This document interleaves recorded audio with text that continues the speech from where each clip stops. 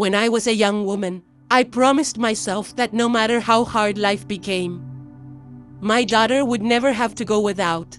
That promise guided me through every paycheck I stretched, every second job I worked, every late night when exhaustion pressed against my bones. I wasn't born into wealth or even comfort, but I believed I could build something better for her. My savings weren't much by the world's standards, just a quiet envelope tucked away over years. Every week, I'd set aside what little remained after bills, groceries, and the endless stream of repairs and old house demands. I'd smile when I slipped in a $20 bill, whispering to myself, this is for her future. This is for her dreams. When my daughter announced her engagement, joy rushed through me like a tide. I cried so hard I had to press a dish towel against my face. She was radiant, showing me the ring her fiancé had given her, her eyes sparkling in a way that reminded me of her first day of kindergarten, when she held my hand and believed the whole world was waiting just for her. I wanted to give her the kind of wedding every mother dreams of seeing her child have. But reality is a stubborn thing. I couldn't offer thousands for a lavish venue or an orchestra or the kind of flowers that make people gasp. What I could offer, though, was something that felt almost sacred to me, the savings envelope I had guarded like treasure. Baby, I told her one evening, after we'd been looking through wedding magazines together at my kitchen table, I want to buy you a dress. Her eyes widened. Mom, that's a lot of money. I nodded. It is. But you deserve to walk down that aisle in the dress you've always dreamed of. That is my gift to you. Her lips trembled into a smile, and she leaned across the table to hug me. Thank you, Mama. I don't know what I'd do without you. Those words filled my chest with a warmth that made every sleepless night worth it. We went dress shopping the following week. I'll never forget it.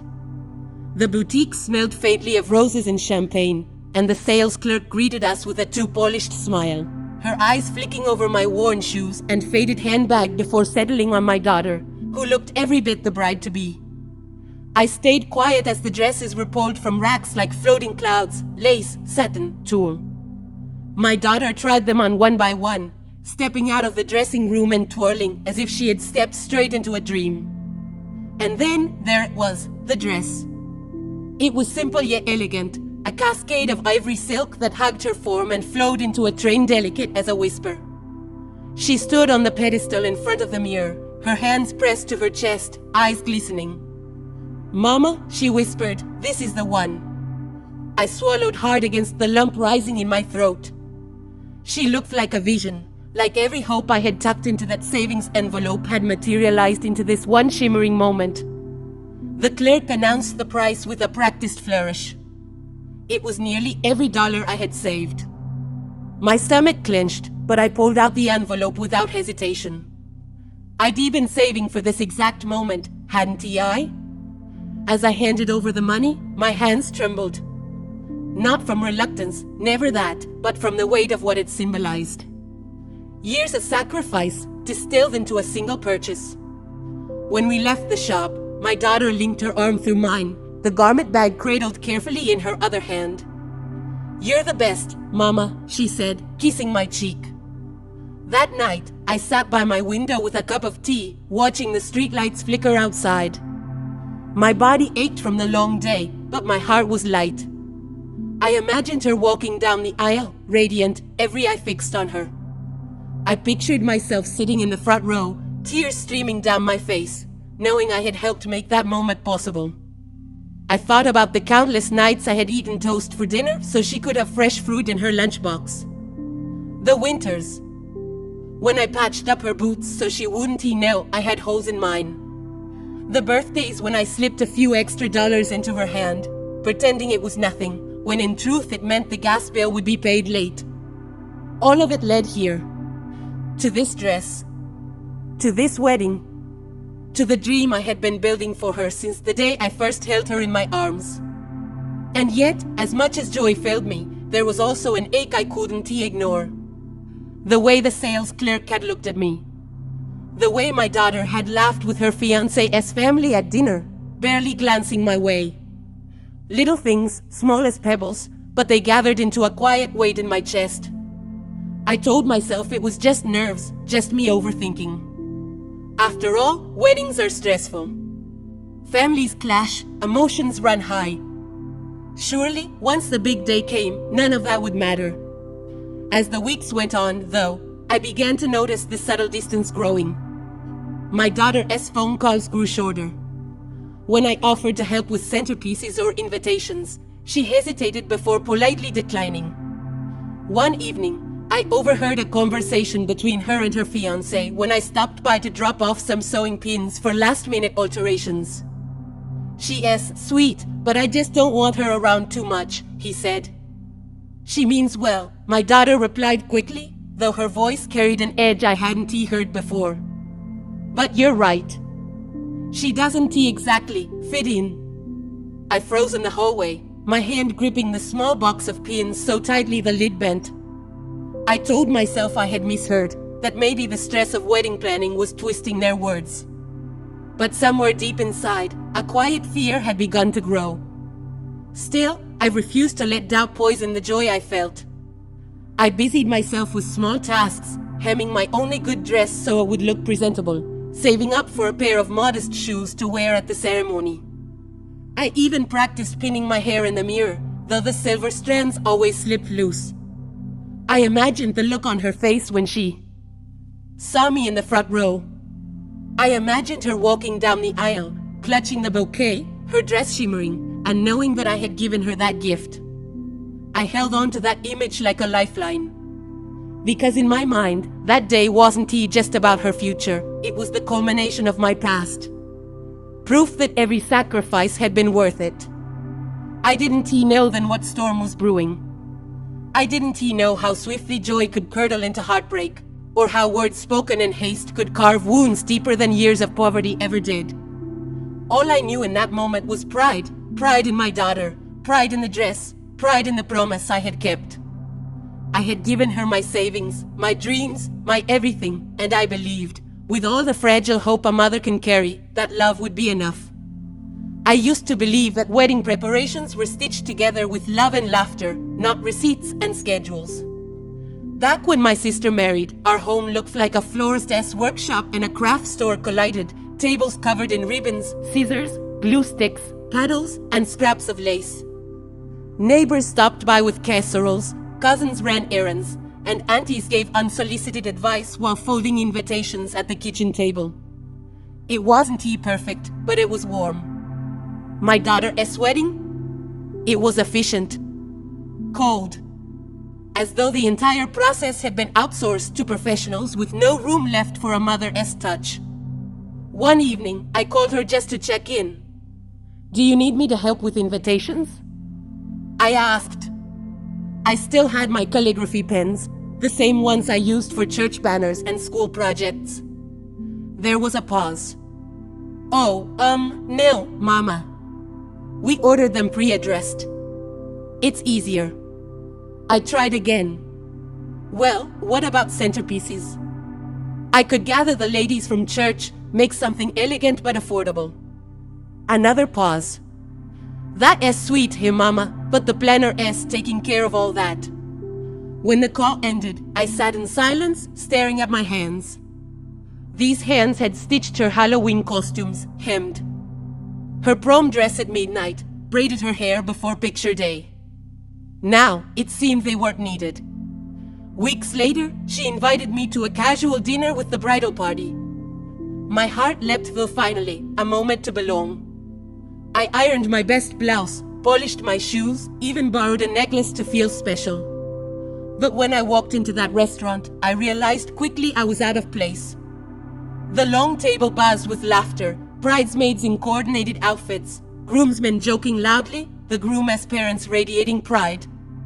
My daughter hugged me briefly, then disappeared into conversation. I smiled when spoken to, laughed politely when jokes reached me, but the night passed like a movie I wasn't cast in. At one point, I saw the groom's mother lean in to whisper something to my daughter. They laughed, and my daughter's eyes flickered toward me before sliding away. Small, but sharp enough to lodge deep. When the bell came, the groom's father paid with ease. My daughter stopped me from reaching for my purse. "Don't worry, Mama," she whispered, gentle but almost patronizing. I left with a hollow ache, wondering how it felt to be family at my own daughter's table. The one bright spot was her final dress fitting. I sat on a little stool, watching as she stepped into the gown I had paid for. When she turned toward the mirror, I gasped. She was radiant, lace shimmering like spun sugar, silk flowing like water. Tears blurred my vision. "You look like the angels I used to tell you about," I whispered. She laughed softly, dabbing at my cheeks. For a moment, it felt like we were back in safer territory, mother and daughter unshaken. But even then, the boutique attendant steered her attention away from me. Veils, jewelry, shoes, suggestions meant for the bride, while I sat invisible. I told myself it was fine. Her happiness mattered more than my presence. But wasn't this our moment, too? At a family gathering, I overheard whispers. "Well, the groom's family is paying for most of it. They want things to look a certain way." Yes, another added, "They're particular about appearances." They fell silent when they saw me, plastering smiles too quickly. I laughed along, pretending I hadn't heard, but the word appearances clung to me. That night, I studied myself in the mirror, the lines, the graying hair, the softened frame. No one had said it out loud yet, but I felt the unspoken words pressing in, "Not beautiful enough." As the weeks passed, my daughter grew distant. Calls shortened, texts slipped unanswered, visits stopped altogether.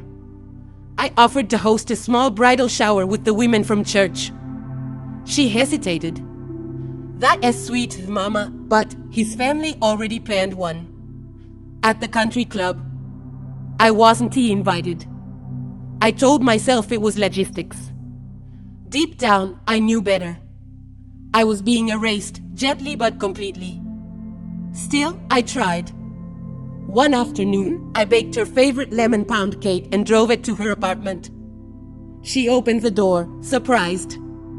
Behind her, I saw boxes of wedding favors piled high. "Oh, Mama, you didn't have to," she said quickly, distracted, kissing my cheek before setting the cake aside. I walked back to my car with the empty tin pressing against me, realizing love alone wasn't enough to pull her back. While she prepared with planners and parties, I prepared in my own way. I pressed my best dress, polished my old locket, and scribbled notes in a little notebook, words of thanks, of love, of pride. A speech that might never be heard. It was silly, maybe, but it kept me tethered to her, even as she drifted away. Looking back, I see now that these preparations weren't about ribbons or flowers. They were about bracing my heart. The distance between us wasn't measured in miles or hours. It was emotional, an unraveling of threads I thought unbreakable. I didn't yet know how far it would stretch, or how cruel the truth would become. All I knew was that the girl I had poured my life into was slipping into a world where I no longer belonged. And though I told myself love would be enough, a quiet whisper warned me otherwise. When I look back now, I can almost pinpoint the moment my heartbreak began to harden into something else. Pain has this strange way of folding in on itself, first raw and tender, then sharper, stronger, like a blade forged in fire. For me, the transformation didn't come with shouting or anger. It came with silence. It was 3 weeks before the wedding. I was folding laundry, humming absent-mindedly, when my phone lit up with my daughter's name. My heart leapt. Maybe she wanted to ask for my help. Maybe she wanted to share a piece of joy with me. "Hi, Mama," she said. Her voice was clipped, distant. Not the warm melody I was used to. At first, she circled around small details, seating charts, schedules, guest lists. I offered to step in to ease the burden. "I can help, sweetheart. You know I'm good with things like this." She brushed me off gently, then paused. And then came the words that sank like stones. "Mama, about the wedding. I think it's best if you just attend quietly. We don't want things to feel out of place." "Out of place?"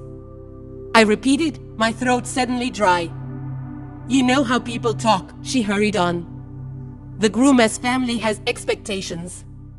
We just want everything to look perfect. No distractions. No distractions.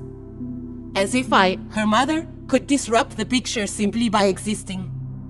I wanted to scream, what distraction am I? The woman who sacrificed, who worked nights so you could have an education, who gave you everything. But the words caught like thorns in my throat. Instead, I whispered, of course, sweetheart. I understand. When the call ended, my laundry sat untouched for hours. I stared at the walls, at framed photos of us through the years, birthday cakes, Christmas mornings, graduations. I had always been there, smiling, proud. And now, on the day that mattered most, she wanted me invisible. That night, sleep stayed far away. The ceiling fan hummed, the house creaked, and my thoughts circled endlessly. Memories surged. Her little hand clutching mine to cross the street. Her curls pressed against my chest after a nightmare. Her young voice whispering, don't ever leave me, Mama. Now here she was, preparing to leave me behind, deliberately, as though my presence were a stain on her perfect canvas. Tears soaked my pillow, but somewhere between sobs, something shifted. The crying stopped, and in its place grew a strange clarity. If she wanted me silent, I wouldn't fight her. But neither would I erase myself completely. I would make my presence known, not with noise or anger, but with a quiet defiance she could not ignore. At first, I thought of writing her a letter, pouring everything into words she might one day read. But that felt too much like surrender. I considered not attending at all. To vanish. To let them have their picture-perfect day unblemished by me. But that, too, felt hollow. Then I remembered the dress. The gown she adored, the one that made her glow, paid for by me. Every bead, every stitch, every shimmering detail existed because of my sacrifice. Without me, she wouldn't have that dress. My love was literally woven into her wedding. So why should I shrink into the background as if I were nothing? I decided I would attend. I would sit where they placed me, even if it was behind pillars or near the kitchen doors. But I would not bow my head in shame. I would hold it high, because no matter what anyone said, I was her mother. And nothing could erase that truth. From then on, my preparations weren't for their wedding. They were for my own act of dignity. I searched my closet and found it, a navy blue gown with embroidered detail, elegant without being loud. Not new, but meaningful. I had worn it once years ago, when people had stopped to say, "My, don't you look lovely?" I polished my shoes until they shone like mirrors. I braided my hair carefully and fastened it with the silver clip my mother had given me before she passed. That clip had seen births, funerals, anniversaries. It carried the strength of the women before me. Each small act felt like armor. Not vanity, not defiance for its own sake, but a preparation of spirit. Around this time, my neighbor Miss Elaine stopped by. She noticed the heaviness in my step, the faraway look in my eyes. "What's wrong, girl?" she asked, pressing her warm hand over mine. When I told her, her expression hardened with disbelief. She said, "You're not beautiful enough?" Lord have mercy. You carried that child, raised her, gave her your life. If she can't see that, it's her blindness, not your fault. I tried to smile, but Elaine leaned closer. "Don't you dare let anyone tell you you don't belong. Not your daughter, not her in-laws, not anybody. You show up. You sit tall. You let them choke on their own shame if they have to." Her words seared into me. Sometimes, we need someone outside the storm to remind us we are still whole. A few days later, I found myself before the mirror. For years, I had avoided long glances, afraid of the reflection, lines around my mouth, silver at my temples, the softened body time had given me. But this time, I looked fully. And I saw something unexpected, strength. Not the glossy kind that graces magazine covers. A deeper kind etched into skin by decades of surviving. Every wrinkle was proof I had endured, fought, loved, provided. I had kept a roof over my child's head when the world told me I couldn't. I wasn't beautiful in the way my daughter wanted me to be, but I was beautiful in truth. And that realization shifted everything. I would no longer shrink. I would no longer apologize for taking up space. From that day, I carried myself differently. When people asked, "Are you excited about the wedding?" I smiled softly and answered, "I'll be there." I didn't explain. I didn't justify. Let them wonder. Inside me, though, a quiet flame burned steady. I would walk into that wedding not as an embarrassment, not as a castaway, but as her mother, the one who had given her everything. And when the day came, my presence alone would be enough. Looking back, I see now that part 3 wasn't about anger, it was about reclamation. It was about dignity. About understanding that beauty doesn't come from other people's approval, but from the truth written in your bones. My daughter might not have wanted me to shine, but shine I would, not with sequins or grandeur, but with the quiet, unshakable light of survival. I didn't yet know how cruel her words would be when the day finally came, or how deep the rejection would cut. But I was ready. Because sometimes, the quietest resolve is the loudest form of defiance. The morning of the wedding dawned bright and clear, the kind of day that felt designed for celebration. The sun was warm but not oppressive, the sky a piercing blue without a single cloud. It was the kind of day that photographers dream of, the kind of day you pray for when you book a venue years in advance. And yet, as I woke to that golden light streaming through the thin curtains of my bedroom, I felt only the sharp contrast between the beauty outside and the storm inside my chest. This was the day my son had told me I wasn't beautiful enough to stand beside him. The words echoed even in the stillness, "You'll embarrass me." Not in a heated argument, not as an offhand slip, but as a deliberate cruelty. And now, here I was, preparing to attend the very wedding where my presence was considered an eyesore. On the bed lay the navy gown I had chosen days before. I had smoothed it over the covers the night prior, carefully arranging every fold. It wasn't flashy, not sequined or extravagant like the dresses I had seen in bridal magazines. But it was elegant, modest, timeless. The fabric shimmered faintly when the light touched it, and the neckline framed my shoulders with quiet grace. Beside it sat the silver hair clip, polished until it gleamed like a shard of starlight. That clip had been a gift to myself. Years earlier, purchased during a time when every penny was stretched thin, but I had wanted something beautiful to call my own. Today, it was more than an accessory. It was armor. Every stitch of the dress, every curl of my hair pinned neatly into place, every careful touch of powder on my skin, they were declarations. If I was going to be invisible in my son's eyes, I would make invisibility impossible. If I was to be mocked as too ugly, then I would carry myself in a way that made dignity beautiful. When I looked in the mirror one last time, I saw no flawless model, no youthful debutante. But I saw a woman who had endured, who had raised a son through hunger and heartbreak, who had stitched her life together with nothing but stubborn love. That reflection was not ugly. It was unshakable. The drive stretched longer than the map suggested, or maybe it just felt that way because of the memories unraveling in my mind like an old reel of film. Every milestone of my son's life played before me, his first steps across the worn linoleum floor, his voice stammering through a kindergarten play, the smile that lit up his face when I surprised him with a second-hand bike one Christmas morning. I had carried him through nights of fever, through years of loneliness when no one else stepped in to help. I had gone without so he wouldn't have to. Yet here I was, miles away from a celebration where he wanted me seated in the shadows, if seated at all. My grip on the steering wheel tightened. Not in anger alone, but in determination. I was not going to slink in and slink out like a ghost. I was going to stand, to witness, to remind him, if not with words, then with presence, that his mother existed, that his mother mattered.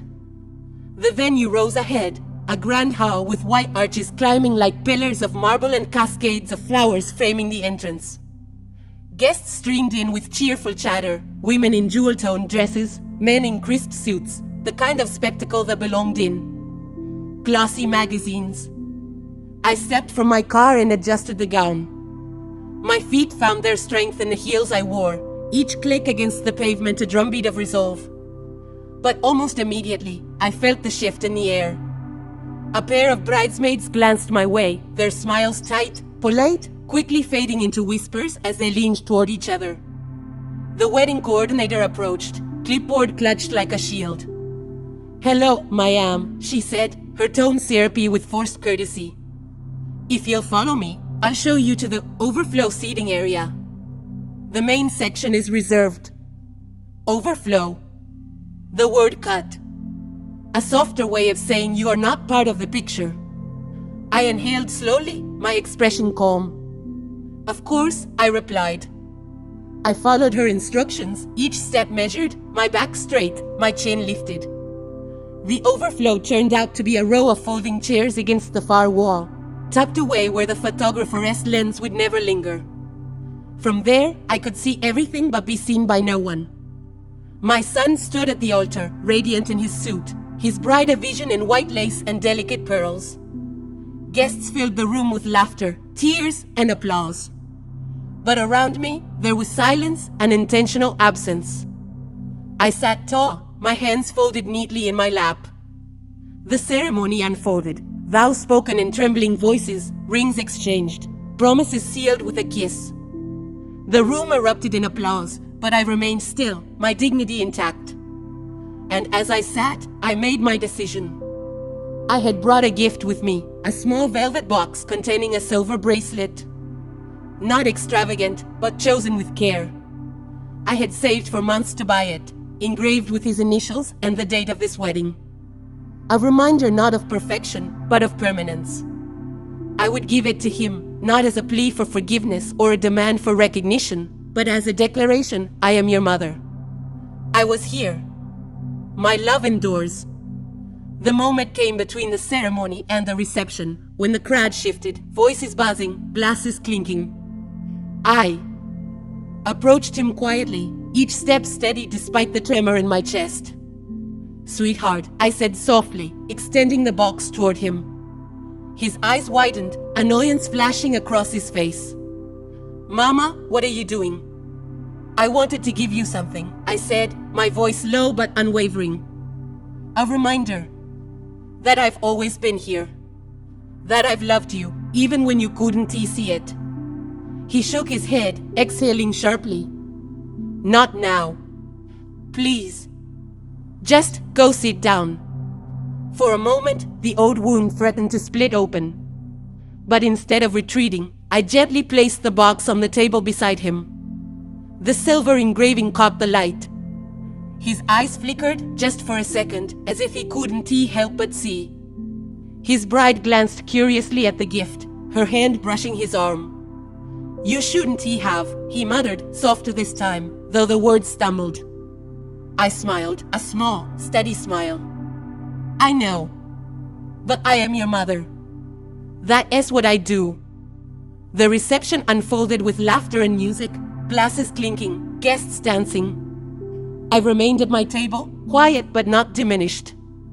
And yet, from across the room, I noticed it, the way his fingers lingered on the bracelet box, the way his bride leaned in to whisper, the way his gaze lifted, almost against his will, to meet mine.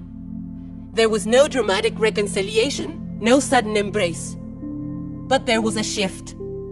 His shoulders softened, his eyes held mine for longer than a glance. And in that silent exchange, I saw it, the faintest glimmer of recognition. That I mattered. That he could never truly erase me, no matter how hard he tried. Later, when the music swelled and he took his bride's hand for their first dance, the crowd circled them with applause. As the melody slowed, his eyes flicked across the hall, landing on me. He held my gaze for a moment too long, then gave a faint, almost imperceptible nod. It wasn't forgiveness. It wasn't apology. But it was acknowledgement.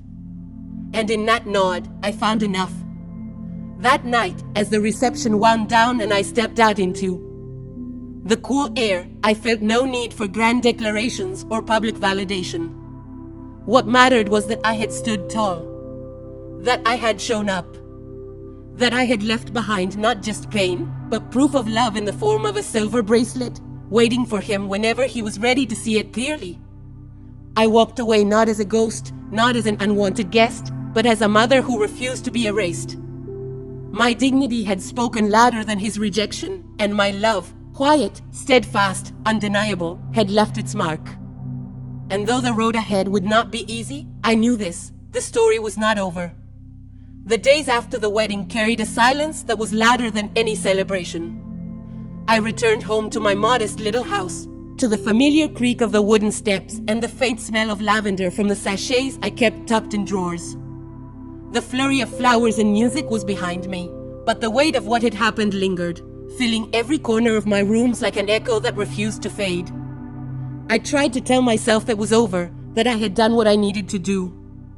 I had shown up. I had stood tall.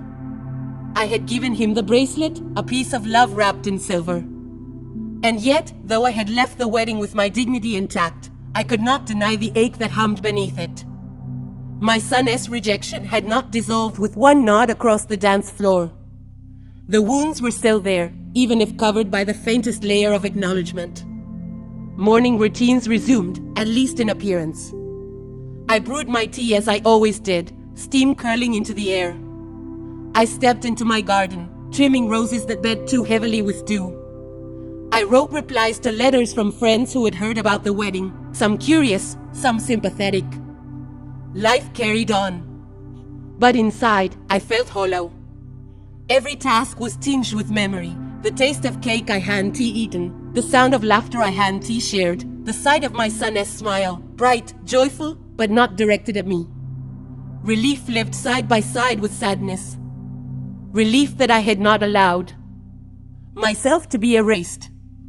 Relief that I had claimed my seat, even in the shadows. But sadness, too, that even in my presence, my son had not embraced me openly, had not spoken to me as though I mattered. I reminded myself that change does not bloom overnight. Seeds take time. Still, in the quiet, I wished for something more than silence. It came 2 days later, breaking the monotony. My phone buzzed on the kitchen counter, and when I glanced at the screen, I froze. His name. My fingers trembled as I unlocked it, my breath held tight in my chest. The message was short, Mom, I didn't know how to act. I was embarrassed. I'm sorry. The bracelet, it was beautiful. Thank you. That was all. No paragraphs of apology. No elaborate explanation. Just a few words. But those words carried a weight heavier than any speech. For months, I had been called ugly, dismissed, silenced. Now, in that tiny message, came recognition. He admitted embarrassment, yes, but he also admitted fault. He called me Mom. He thanked me. And in that simple acknowledgement, I felt the faintest crack in the wall between us. I sat at my kitchen table, phone in hand, tears sliding silently down my cheeks. Not tears of full joy, not tears that healed everything, but tears that watered those seeds I had planted. Word traveled faster than I could have imagined. In a small town, weddings are spectacles, and whispers spread like wildfire. My presence at the wedding, despite my son's coldness, became a subject of conversation in grocery aisles, in church pews, in coffee shops. At the market, a longtime friend stopped me, her eyes shining. I saw the pictures, she said. You looked beautiful, graceful. You handled it with such dignity. I'm proud of you. Another neighbor, an old acquaintance who had known me since my son was small, clasped my hand with both of hers. You didn't just show up, she said softly. You reminded everyone that a mother's love doesn't need permission. That was powerful. Their words warmed me, but they also carried a ripple I hadn't expected. My son now faced a subtle but undeniable social scrutiny. People whispered about his treatment of me, about how he had tried to push me aside. Some judged him harshly, others with pity, but all of them noticed. I didn't take joy in his discomfort. Revenge had never been my goal. But I understood something then. Dignity speaks louder than accusation. My calm presence, my refusal to disappear, had made a statement that traveled further than any angry outburst could have. The inevitable came sooner than I thought. One evening, just a week later, he called. His voice was quiet, hesitant. "Mom, can I stop by?" When he arrived, he looked different, tired, thoughtful. He sat across from me in my living room, fidgeting with his hands like a boy again. For a long while, neither of us spoke. Finally, he cleared his throat. "I've been thinking a lot," he said. "About the wedding. About us." I stayed silent, letting him find his words. I was embarrassed, he admitted, his voice low. Embarrassed by how we looked, by what people might say. I thought keeping distance would make things easier. But when you showed up, when you didn't make a scene, I realized I was wrong. His words cut and healed at the same time. To hear that he had been embarrassed of me was painful. But to hear him admit fault, to hear the honesty in his tone, was a kind of balm I hadn't dared hope for. "You don't have to justify it," I told him softly. "What matters is that we begin again. Slowly, maybe, but with respect." He nodded, eyes shining with unspoken emotion. The impact of that wedding stretched further than either of us anticipated. Slowly, cautiously, my son's new wife began to approach me differently. Where once there had been distance, there was now a quiet respect. She asked about recipes, about stories from my son's childhood. Nothing dramatic, but enough to signal change. Extended family, too, shifted. Cousins who had overlooked me in the past reached out, inviting me to gatherings. Aunts and uncles called, their voices warm, telling me they had admired how I handled myself. Even distant relatives who had been indifferent began to draw me back into the fold. It wasn't just reconciliation with my son, it was the restoration of my place in the broader circle. The seat at the table I had been denied was, in some unspoken way, returned to me. Through it all, I realized something profound. Confrontation doesn't always mean shouting or slamming doors. Sometimes, the loudest statement is made in silence, in composure, in unwavering presence. I had shown up when I was told I was too ugly to stand beside my own son. I had smiled with dignity when I was pushed into overflow seating. I had offered love in the form of a bracelet when he tried to wave me away. And that quiet defiance had spoken volumes. I also learned that love sometimes requires distance, not to sever bonds, but to protect dignity. By refusing to beg, by holding my head high, I created a space where reconciliation became possible. Not demanded, not forced, but earned.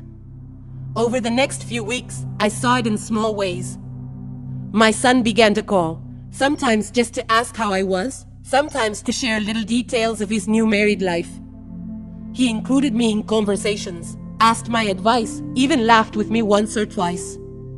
His words still carried edges at times, sharp from habit, but beneath them was a new softness. And me? I didn't rush. I let each step unfold slowly, like the petals of a flower learning to open again after frost. When I reflected on everything, the insults, the exclusion, the wedding, the aftermath, I realized it had never been about winning. It was about presence. About love that endures rejection. About dignity that refuses to bend under shame. By showing up, by acting with grace, I had left behind something far greater than anger. I had left a legacy of quiet strength. A lesson not only for my son, but for anyone who witnessed it.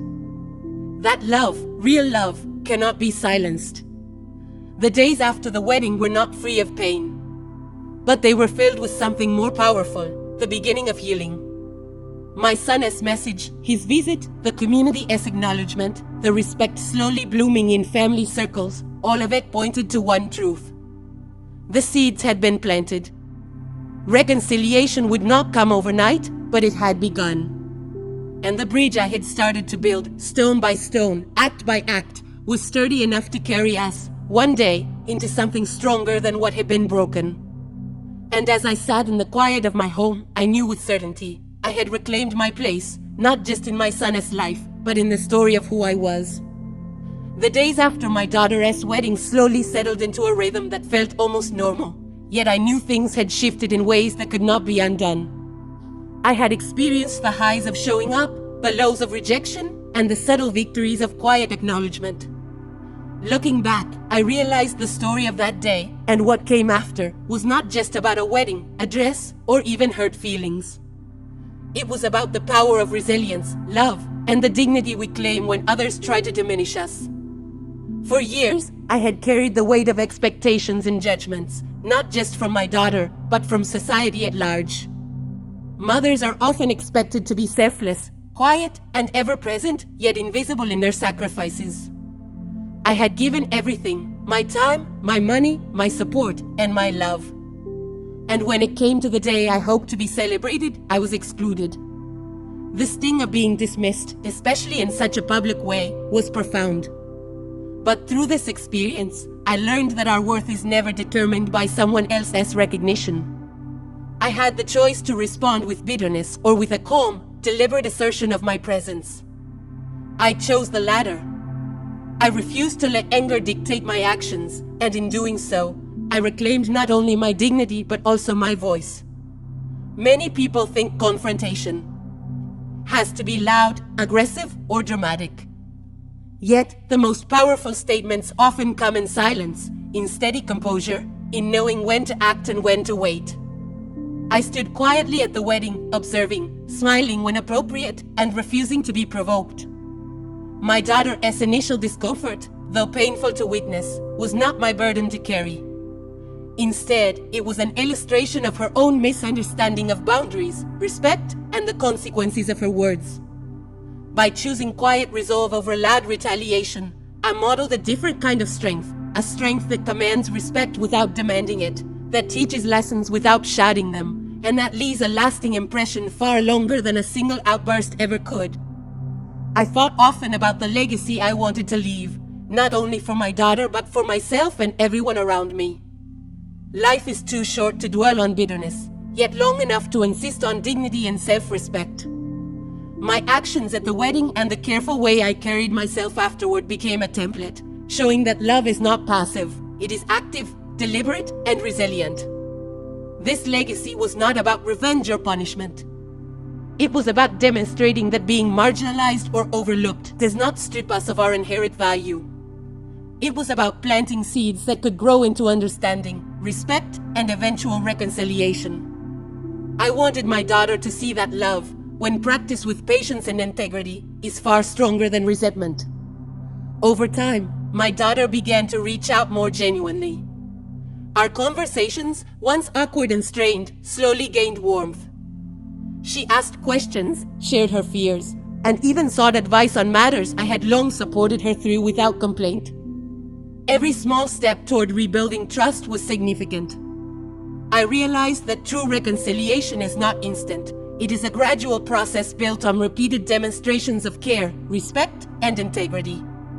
My daughter's recognition of my presence, though belated, was meaningful precisely because it had been earned through consistency and composure. The aftermath of the wedding offered a window into deeper family dynamics. I recognized patterns that had persisted for generations: favoritism, miscommunication, and the undervaluing of women in family structures. By asserting my dignity, I had disrupted those patterns, showing that respect and presence are non-negotiable, even when others failed to recognize them initially.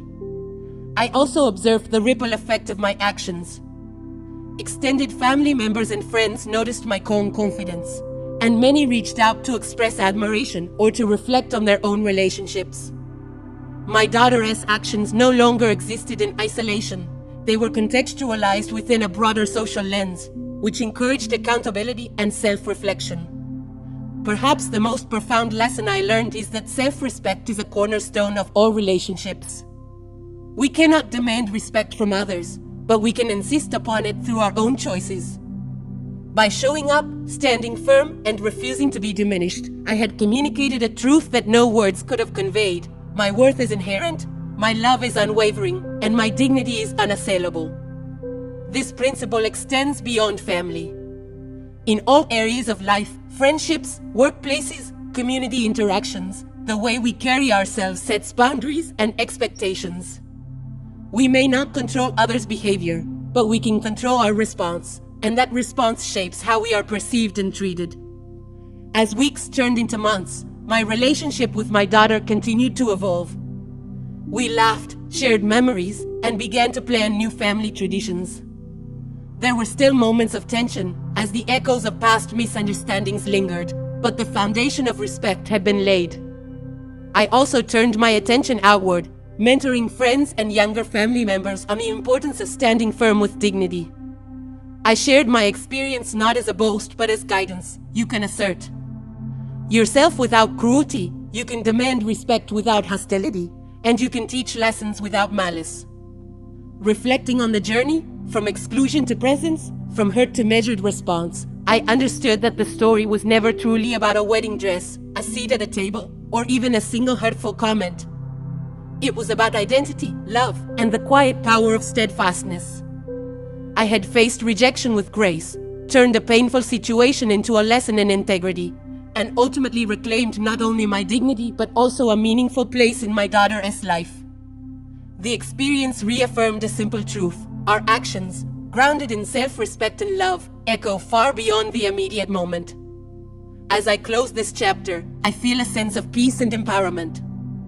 I have demonstrated that even in the most challenging circumstances, we can act with strength, patience, and unwavering love.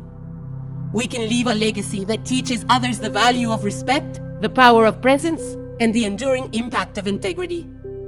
This is a story of reconciliation born not from confrontation, but from quiet assertion. It is a story of love tempered with wisdom, of hurt transformed into growth, and of dignity reclaimed against the odds.